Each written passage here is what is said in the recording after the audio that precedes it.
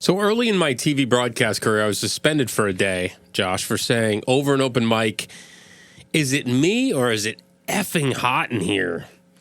I guess I could actually say the F word here on the show on a podcast without getting suspended. You're allowed to do that. But my mom is listening, so I won't. At least I hope she is. Let's head to the back nine and have an effing blast. This is The Back Nine with Dennis Williams and Josh Mora.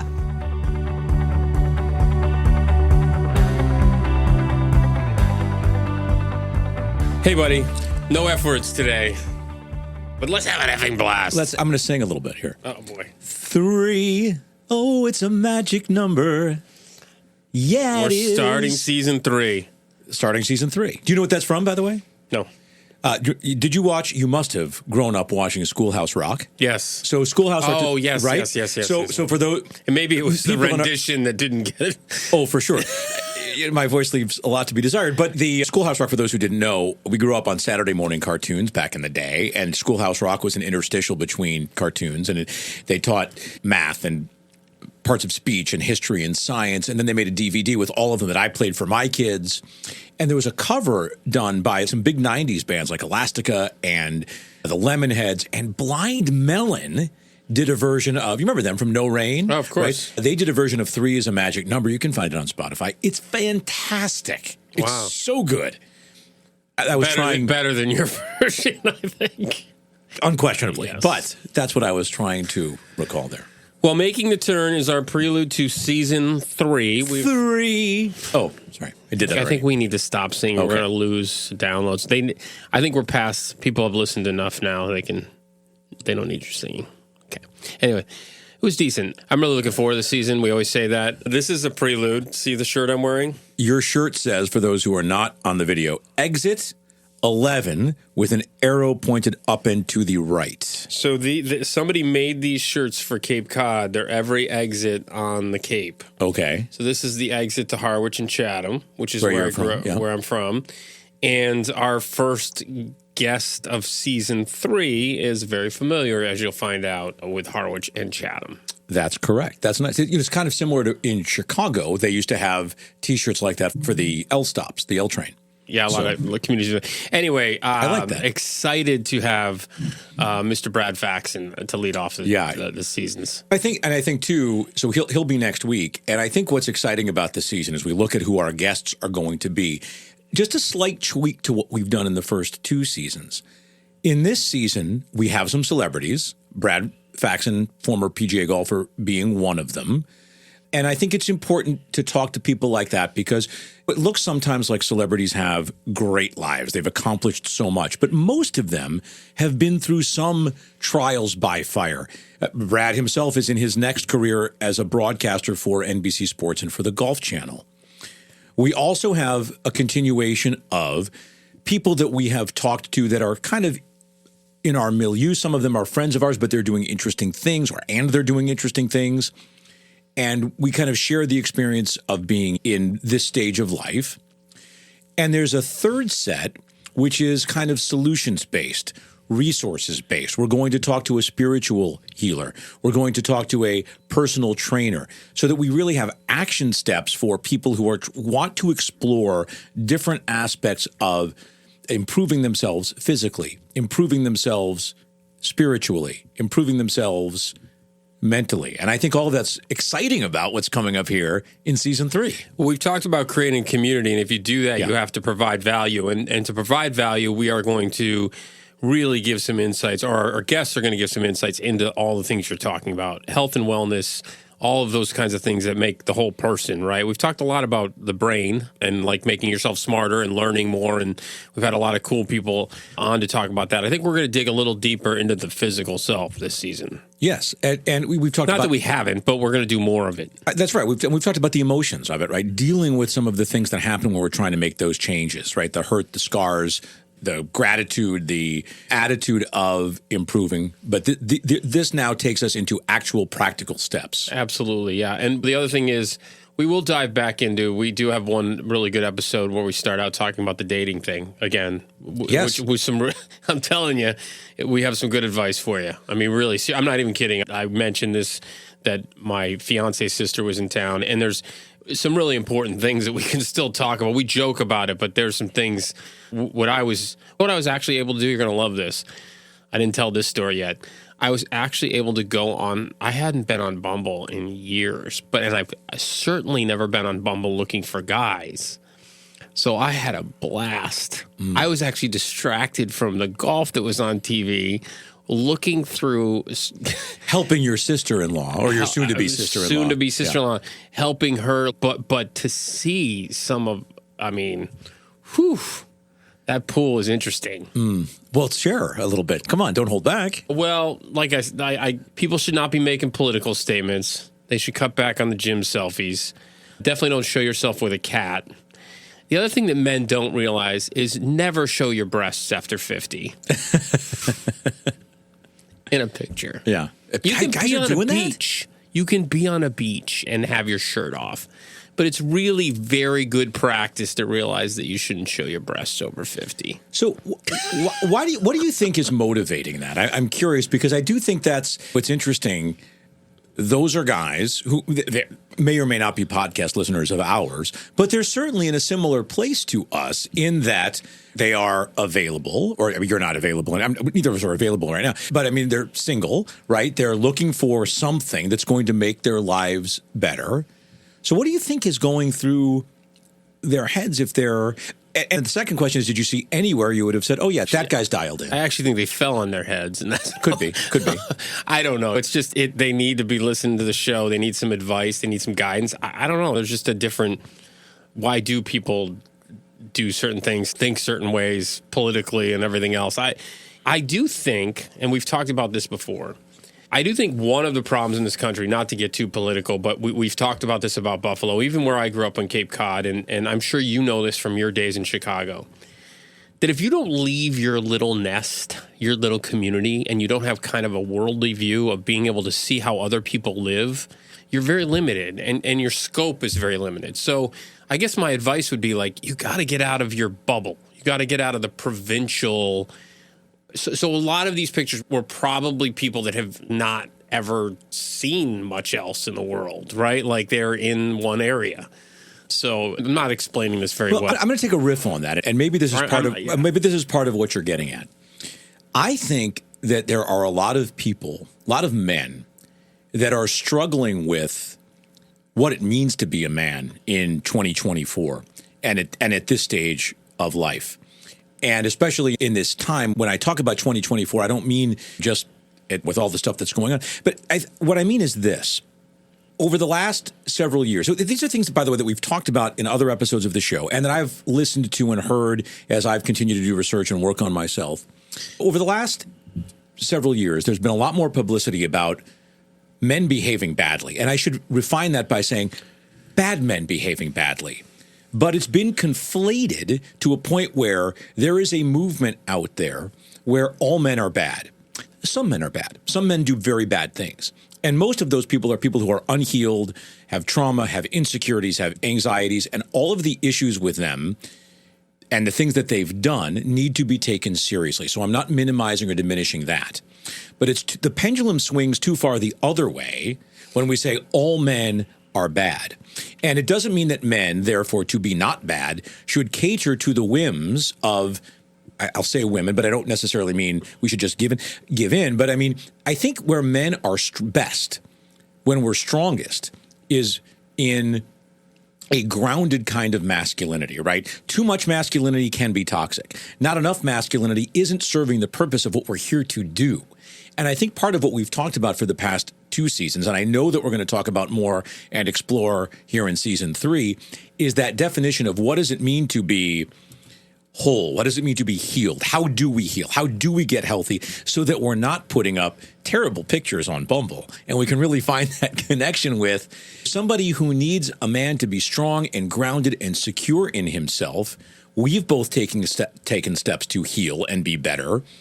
And so I'm excited about offering those resources and having those discussions about masculinity and healthy masculinity in 2024 in this season that's ahead. We'll be right back. Friends, I want to tell you about a really exciting company called Pete Learning. Pete is dedicated to helping organizations of all sizes optimize their training initiatives. They specialize in enabling the development of AI-powered courses, which can then be tailored for all kinds of corporate training needs.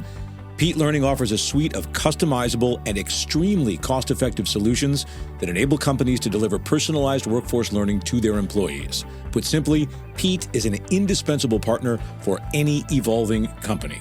So visit Pete Learning at pete.com. That's PETE.com. If you need a benefit auctioneer for your next fundraising gala, hire Eric Goodman, who's broken fundraising records all over the country. Josh and I have known Eric for over 30 years, and he's one of the most passionate, energetic, and hardworking people we know. Eric's consulting strategies and successful fundraising techniques is why he raised $1 million in 10 minutes at a recent event.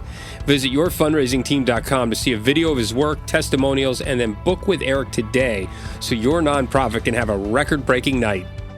All right, back to the show.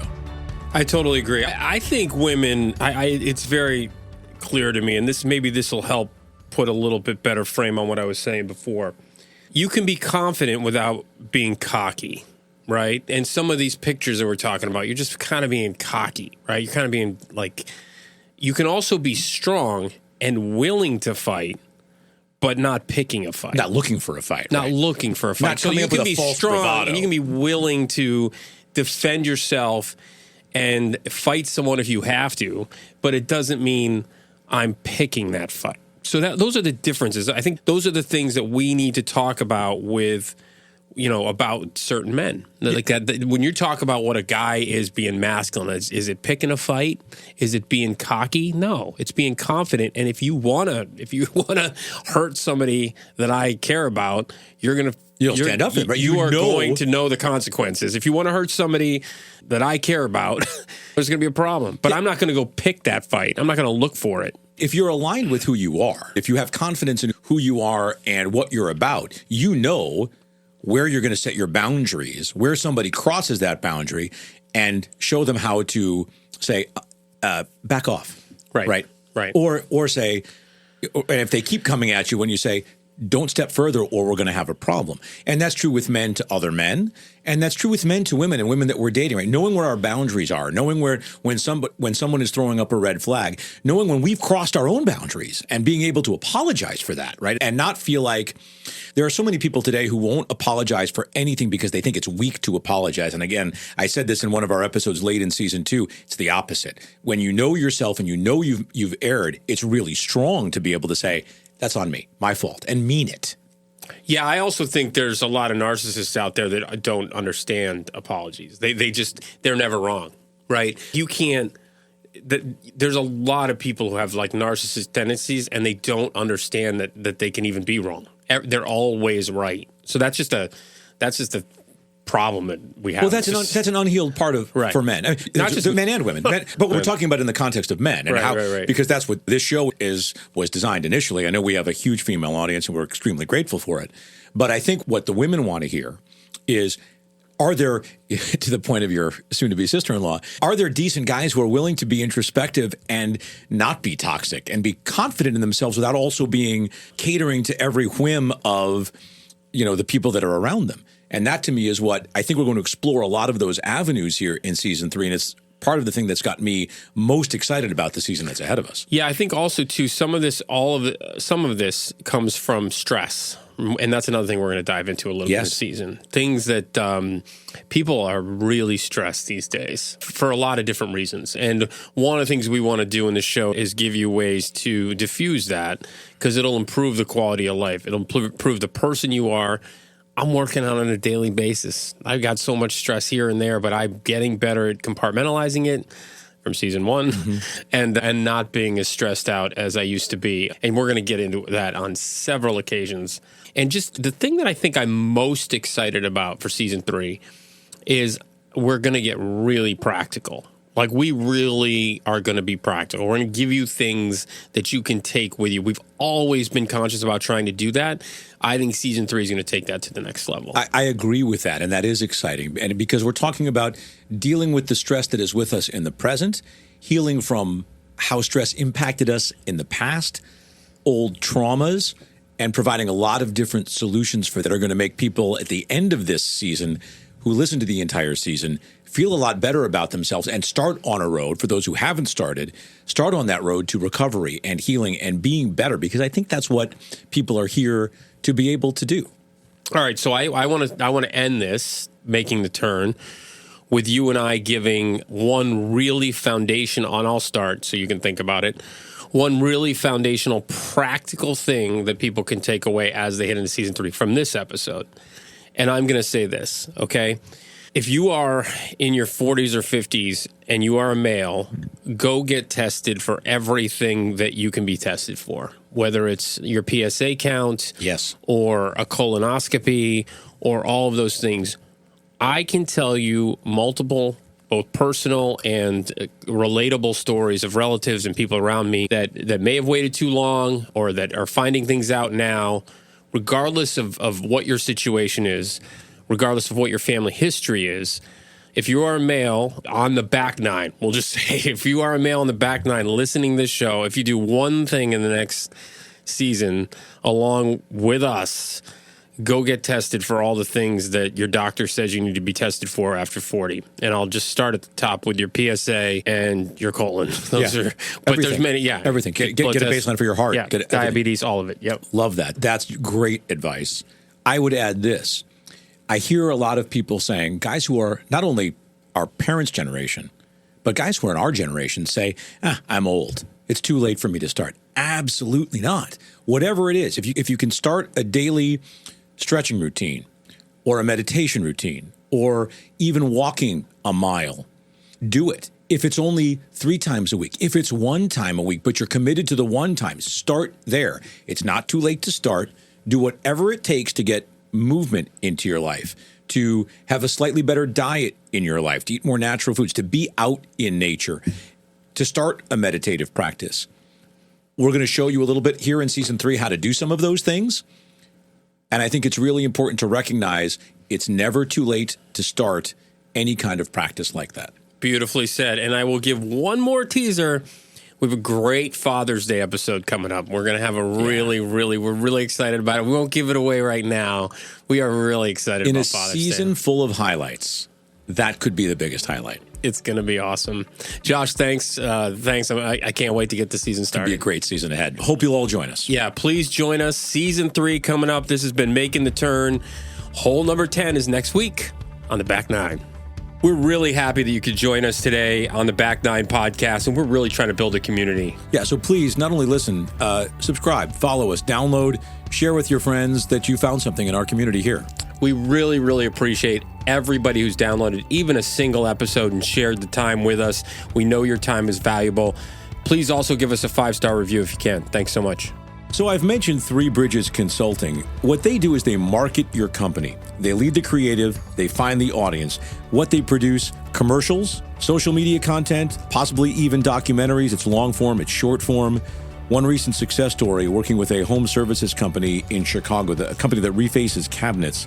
They launched a campaign in January. They had 5 times the revenue of their previous January and $1 million more in revenue than in any prior month after they launched this campaign. Once again, it's Three Bridges Consulting. The number 3, bridgesconsulting.co. The Back Nine is hand-woven by Stella Mix Productions and recorded at Pixelworks Studios in Delray Beach, Florida.